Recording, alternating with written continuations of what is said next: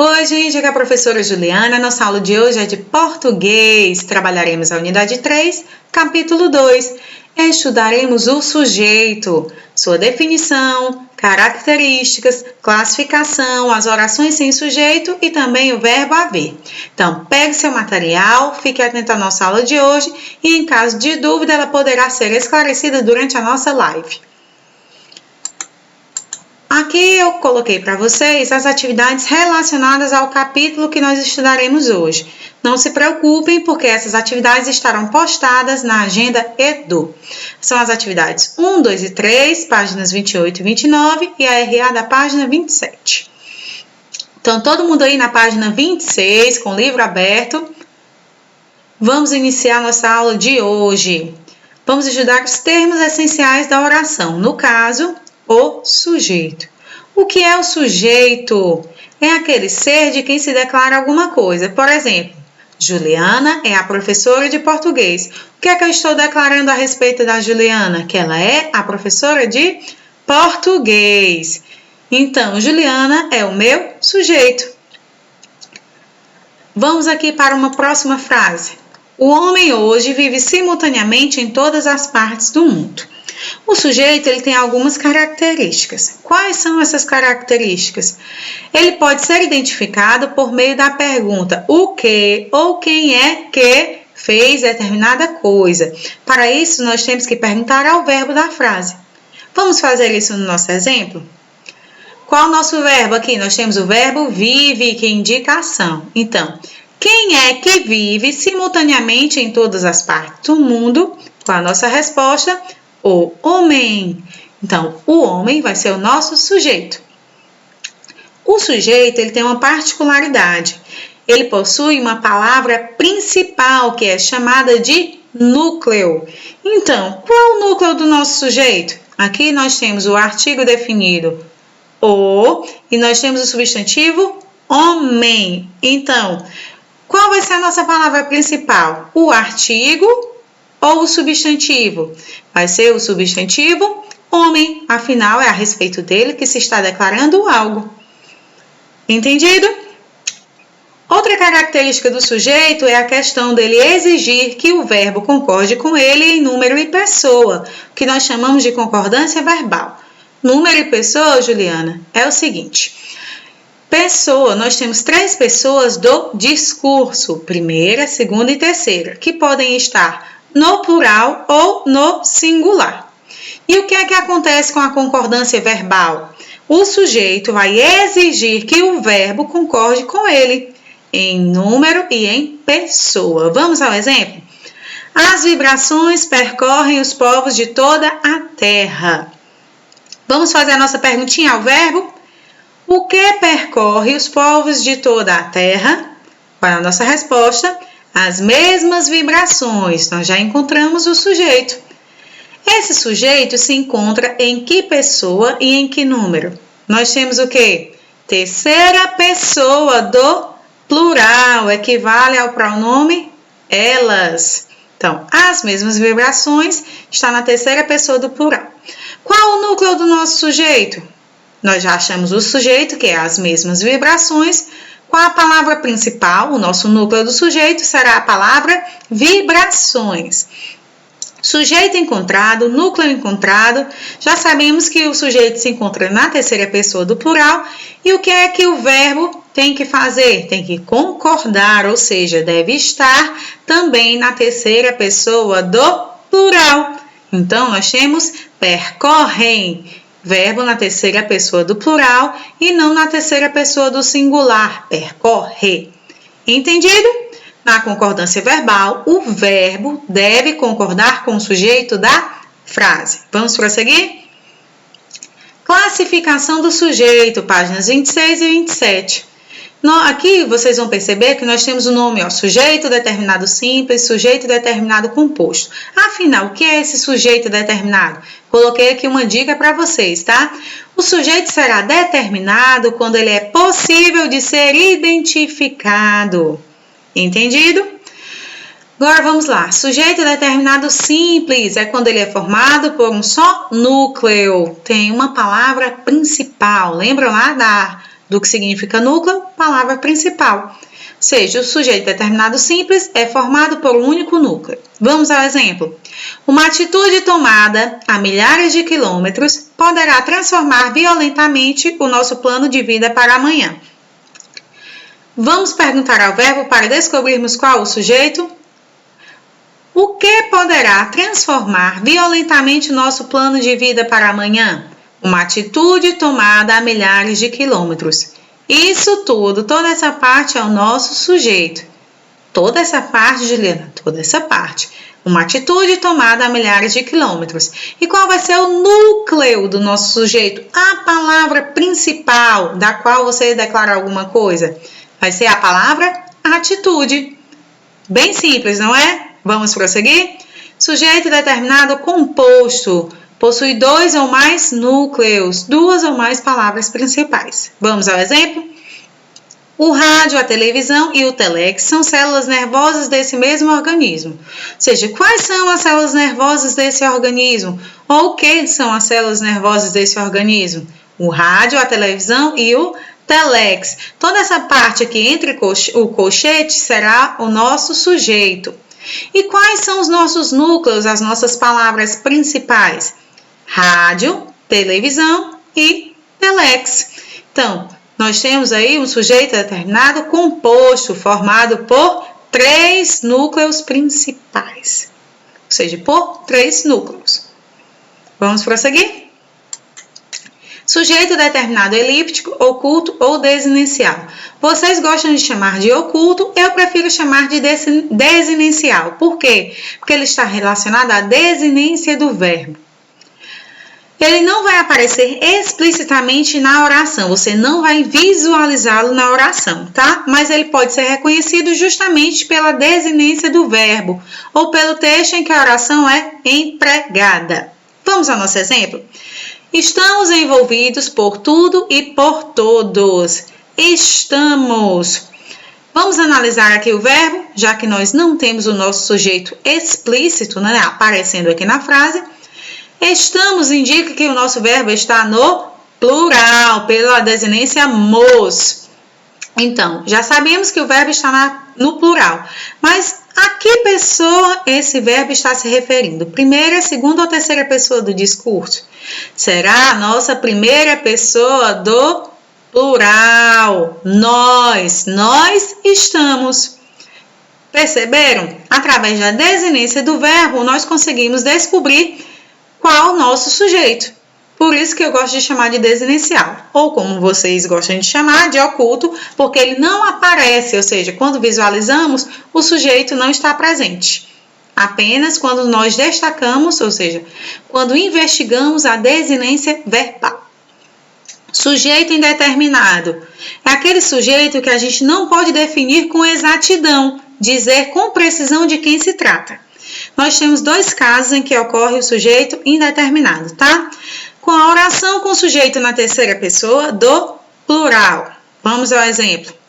Encontraram uma forma de conectar tudo e todos. Encontraram, mas quem? Eu não consigo definir. Eles, elas, algumas pessoas específicas, quais? Eu não consigo precisar, ou seja, com exatidão, que pessoas são essas, ok? Por isso que a gente chama de sujeito indeterminado. Vamos prosseguir? Nós temos a seção em tempo, que está na página 26 de vocês. Eu lerei aqui e explicarei o que é que acontece. O fato de o verbo apresentar-se na terceira pessoa do plural não implica, ou seja, não quer dizer necessariamente que o sujeito seja indeterminado. Às vezes o verbo está na terceira pessoa do plural, mas o contexto permite identificar o seu sujeito. Ou seja, preste atenção na frase. Às vezes a frase ela pode ter sido retirada de contexto, descontextualizada. Então, você terá que avaliar qual o sujeito da frase com atenção. Vamos aqui. Reveja o exemplo anterior e compare com a primeira oração do trecho a seguir. Os povos do mundo já não estão sós, encontraram uma forma de conectar tudo e todos. Na primeira oração, o sujeito é povos, determinado simples. Como é que a gente sabe isso? Vamos perguntar ao verbo. Quem é que já não está só? Os povos do mundo. Encontramos o sujeito da nossa primeira oração. Ok? Então, na segunda oração, sendo o sujeito eles, a classificação é de determinado elíptico, pois ele pode ser identificado pelo contexto. Como assim, Juliana? Encontrar uma forma de conectar tudo e todos. Está faltando o quê? O pronome aqui, eles. Por que eles? Porque povos está no masculino. Então, eles encontraram uma forma de conectar tudo e todos, mas não está visível aqui na frase, explícito. Como é que eu descubro? Através da desinência do verbo e pelo contexto das minhas orações. Ok? Então, cuidado com relação a isso. Ou seja, o sujeito da minha primeira frase é os povos do mundo, e o sujeito da minha segunda frase, aqui pela desinência e pela relação entre as duas frases, será o sujeito que? Oculto, desinencial, ou elíptico, eles. Tranquilo? Espero que vocês tenham entendido essa parte. O segundo caso, em que nós temos sujeito indeterminado, quando eu tenho o verbo na terceira pessoa do singular, tá? Oração com verbo na terceira pessoa do singular, mais o pronome se funcionando como índice de indeterminação do sujeito. Quando é que isso vai acontecer? Essa construção vai acontecer com verbos que não apresentam complemento direto, ou seja, quando eu não tiver verbo transitivo direto. Por quê? O verbo transitivo direto pede o quê? Um complemento sem preposição.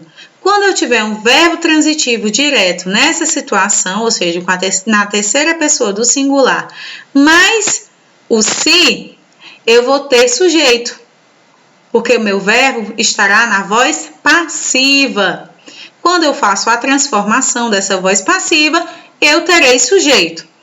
Quando é que eu tenho sujeito indeterminado? Ou seja, quando o verbo da minha oração estiver na terceira pessoa do singular com o pronome se e esses verbos forem ou intransitivos, transitivos indiretos ou verbos de ligação. Como assim, Juliana? O verbo intransitivo é aquele que não precisa de complemento. Já o verbo transitivo indireto, ele precisa de complemento com preposição, o nosso objeto direto. E o verbo de ligação, qual a função dele? Ligar o sujeito à característica ou modo que está sendo dado dele.